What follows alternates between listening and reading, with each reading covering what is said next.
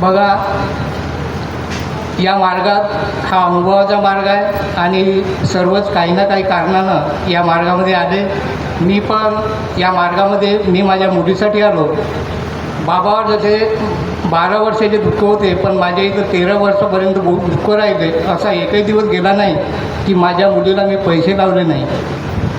मी अनेक बालरोग तज्ज्ञ, देवी देवता, वैद्यवाणी सारं काय केलं आणि जिथं म्हणत तिथं मी माझ्या मुलीला नेत होतो. तिला लहानपणी झटके यायचे, तेव्हा एकही दिवस असा कोरा गेला नाही की मी माझ्या मुलीला मी पैसे लावले नाही. आणि या मार्गात आणण्याचे कार्य माझ्या घराच्या पाठीमागं हे अरुणभाऊ नारोकर हे पहिले कार्यकर्ते होते आणि ते चोपडची जे इथे नेहमी बसायचे, ती या मार्गाचे सेवक होते. त्यांनी आणि मी जेव्हा राहायला आलो त्यावेळेस माझ्या 2 वर्षांनी ते तिथं राहायला आले आणि त्यांनी आपल्या घरची मी कशासाठी मार्गात होतो ते माझ्या पत्नीला सांगत होते, त्याची घरवाली पण सांगत होती, दुर्गाबाई नारोकर. आणि त्यांनी माझ्या पत्नीला सांगितलं की या मार्गात तुम्ही या, तुमच्या मुलीचे जे दुःख आहे ते सर्व दूर होतील. आणि त्यांनी आम्हाला मार्गाची रूपरेषा सांगितली आणि त्याच्यानंतर आम्ही या मार्गामध्ये जुळलो. त्यांनी आम्हाला चोपडजीच्या इथं नेलं आणि या मार्गात जुळल्याच्यानंतर आम्ही कार्य करत राहिलो. माझ्या मुलीची तब्येत पूर्ण बरी झाली आणि या मार्गामध्ये आम्ही सुखी समाधानाने जीवन जगू लागलो. आणि या मार्गामध्ये असे भरपूरसे अनुभव आले, त्याच्यातले मी छोटे 3 अनुभव सांगणार आहे. बघा, रायपूरला सेवक संमेलन होता आणि तो सेवक संमेलन 28/12/2025ला. त्यावेळेस मी माझ्या मार्गदर्शकाला मी सहयोग म्हणून मी कमसे कम माझ्याकडून 21 सीटा बुक केल्या आणि त्या सीटा मी 15-20 दिवसापासून मी बुक करत होतो. आणि एक दिवस काय झालं, एका सेवकाच्या इथे मी फोन केला, म्हणजे 15 दिवसाच्या अगोदर. जायची 800 रुपये तिकीट होती आणि एक सीट ही महत्त्वाची होती, कारण का लांबचा प्रवास होता आणि 800 रुपये तिकीट होती. मी त्या सेविकेला जेव्हा मी फोन केला, बाई म्हटलं आपल्याला रायपूरला जायचं आहे, सेवक संमेलनात सीट बुक करत आहे, तुला यायचं आहे का? काकाजी म्हणते काकू येईल का? तर मी म्हटलं हो काकू, सेविका येणार आहेत, सेविका भरपूर आहेत म्हटलं. तर ठीक आहे काकाजी म्हणते एक सीट बुक करा. मी तिची सीट बुक केली.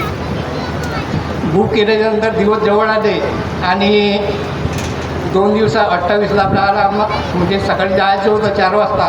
बाई म्हटलं आपल्याला 4 वाजता जायचं आहे. मी तिला फोन केला, काकाजी म्हणते आमचं जमत नाही, माझ्यामध्ये जमत नाही. मी म्हटलं का बरं नाही जमत? काकाजी म्हणते का सांगू? म्हणते माझ्या जमत नाही. अरे म्हटलं तुझ्या नाही जमत, लांबचा प्रवास आहे, तर म्हटलं तू आपल्या घरवाल्याच पाठव. म्हटलं तुझ्या नाही जमत तर काय झालं, तुझ्या घरवाल्याचे नाही जमत का? म्हटलं कारण का बोलण्यामध्ये चूक होऊन जाते. मी त्या बाईला का म्हटलं का तुला नाही जमत का, तुझ्या घरवाल्याचे नाही जमत का? म्हटलं म्हणजे मी रागानेच बोललो, कारण का तुला मला फोन करायला पाहिजे होता, कारण का तिकीट 1-2 पैसे नाही म्हटलं आणि एक सीटा कमी आहे आणि तू म्हटलं येऊन नाही राहिले म्हटलं. तर ठीक आहे काकाजी म्हणजे पाहतो, म्हणजे त्यांना पाठवण्याचा प्रयत्न करतो. आणि त्या बाईला गोष्ट लागली असेल का नाही लागली मला माहीत नाही. मग आम्ही सकाळी उठून गेलो, पण तिनं आपल्या घरवाल्याने पण पाठवलं नाही काय.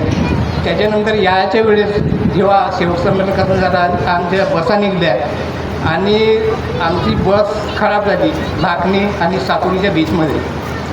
आम्ही कमसे कम 2 वाजले होते त्यावेळेस.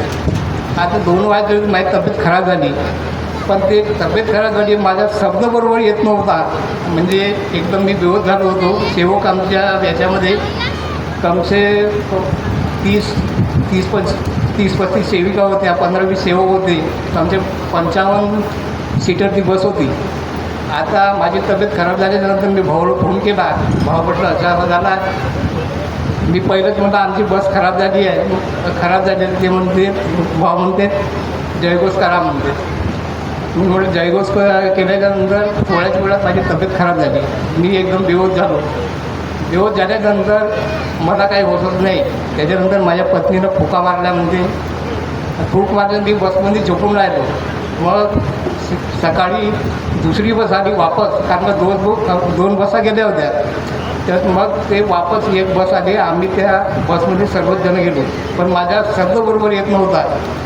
आता शब्द मी म्हटलं त्या बाईला शब्द लागले असतील, मी भगवंताची माफी मागितली आणि त्याच्यानंतर 2-3 दिवसामध्ये माझे शब्द बरोबर यायला लागले. पहा भगवंताचा किती चमत्कार आहे. आपण जे बोलतो ते कोणाला लागल्या नाही पाहिजे असं शब्द बोला, कारण का एक वेळा शब्द निघाला आहे पुन्हा वापस येत नाही. आणि त्याच्यानंतर माझा एक दुसरा अनुभव आहे, तो आमच्या साध्या कार्यातला अनुभव आहे. बघा, माझ्या पत्नीच्या नावावर 4.5 एकर शेती आहे सालईला, आणि गावसूतला आमची बँक आहे, बँक ऑफ बडोदा म्हणून. आता माझे चुलत साडे जे आहेत ते सरपंच होते 20-25 वर्ष. त्या माझे सासरे मरण पावल्याच्यानंतर माझ्या पत्नीच्या नावाने ती जमीन झाली. आज ते माझ्या शाळेमध्ये जेव्हाही म्हणे तुम्ही म्हणे खाता चालू करा म्हणे आणि क्राफ्ट लोन घ्या म्हटलं. तर मी म्हटलं क्राफ्ट लोन आपला खाता नाही काय नाही म्हणून काय पाहिजे म्हणून आपल्याला पैशाची काही हे नाही म्हणून नाही म्हणून आम्हाला नाही उचलले. त्यांनी जबरदस्ती करून आम्हाला ते 2 उचलायला लावलं. आता 2 उचलते वेळेस आम्ही खातं उघडला, शेतीचा सातबारा दिला, सर्व काही दिला. त्याला कमसे कम त्या मॅनेजरनं 2 महिने जुळवलं आम्हाला. 3 वेळा आणि मी ट्रेननं जात जाऊ वापस येत जाऊ. ते काय तिकीट कमी होती, 10 रुपये तिकीट होती आमच्या मोगऱ्याची. आता त्यावेळेस दुकान बंद करावं लागत होता आणि 2 महिने म्हणजे 2-4 दिवसानं 5-7 दिवसानं असे आम्ही बँकेच्या चक्रा मारत गेलो. परंतु का झाला, त्या शब्दामध्ये तो एक वेळा माझ्या पत्नीच्या फॉर्म भरताना काही चुका झाल्या असतील. तो माझ्या पत्नीला म्हणाला बसला, तुम्ही आमच्या बँकेला डुबवता का म्हणे. लोन किती घ्यायचं होतं, फक्त 50,000चा आणि 4.5 एकराचे सातबारा त्या ठिकाणी जमा होता. पहा आपल्यासारख्याने जे जात नाही त्याने ते कसे अडवणूक करते ते त्यांनी आम्हाला अडवलं. कमसे कम 2 महिने आम्हाला लावलं. परंतु का झाला, माझ्या पत्नीची एका ठिकाणी साईन चूक झाली. निर्मला धनराज बोंबाटे एका ठिकाणी लिहिलं आणि दुसऱ्या हप्त्यामध्ये तिचा काही लक्षात आला नाही, तिनं निर्मला बोंबाटे एवढंच लिहिलं.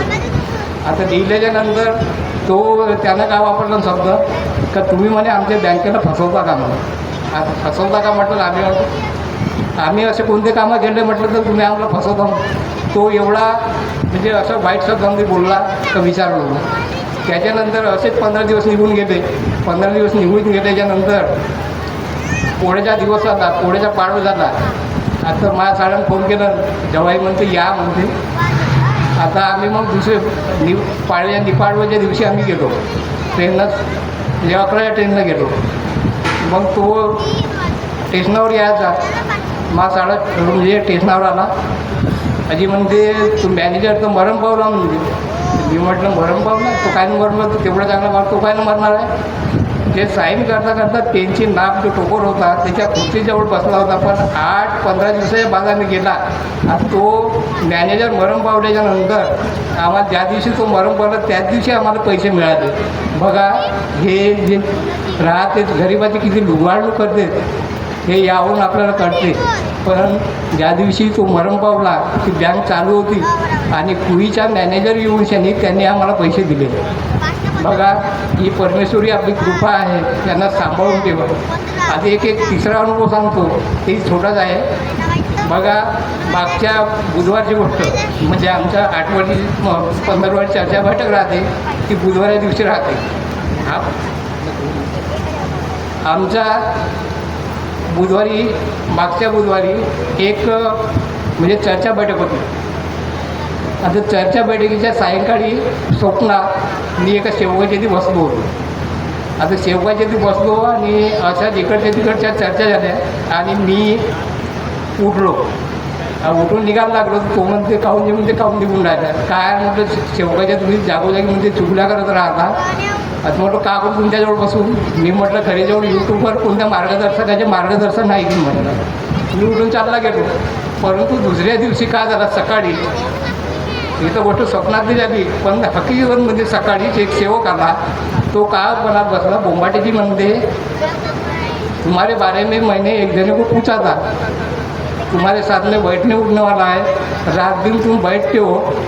वो सेवक को मैंने पूछा कि बोम्बाटी जी कहाँ गए, तो उसने बोलेगा कौन बोम्बाटी जी, कहाँ रहता हमको क्या मालूम।